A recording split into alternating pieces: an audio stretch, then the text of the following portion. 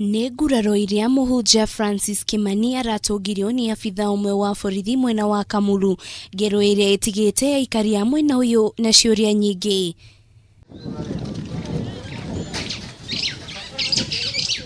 Kuringana na Kimani, thogothogo yake na abithaa uyu wa borithi iria yumiririe nundu wa kuhingwo gwa barabara imwe mwena ucio maikaraga. Kimani akiuga kuhingwo gwa barabara iyo ni kungirarugamirie mihango mingi ya wonjoria. Niliposema haitawekwa, watu wote wajulishwe inawekwa, akaniambia ataniitia vijana. Na kweli akaita vijana. Na vijana wakaanza kunishukuma na kuniondoa pale. Mimi nikaona amani ndio mzuri, nikaondoka. Alipoona nikipita pale, mimi sikufahamu kama ni yeye.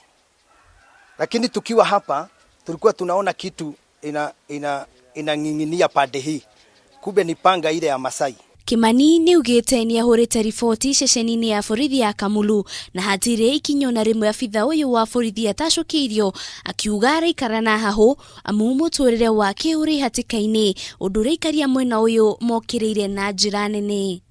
Ni watu wengi waliona, lakini watu wanaogopa kwa sababu mtu akionekana akinena kinyume na yeye amekunywa kwake kwa sababu ako na club.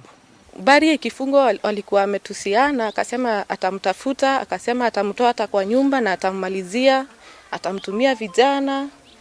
Sasa alimtime kwa barabara. Si ati hata ni kitu bishop alikuwa anajua, alimkojea tu kwa barabara akiwa ameficha panga. Riu Kimani ni orete thirikari kumwe kihoto undu mwena ugitiri kwa ihinda riri, amu abithaa uyu wa borithi agirirwo ni kugitira muingi no ti kuiga Kenya hatika-ini. Mtu kama ofisa hatakiwi kuchukua panga akate mtu. Sana sana na anakata mtumishi wa Mungu ambaye anamuigiria kila wakati.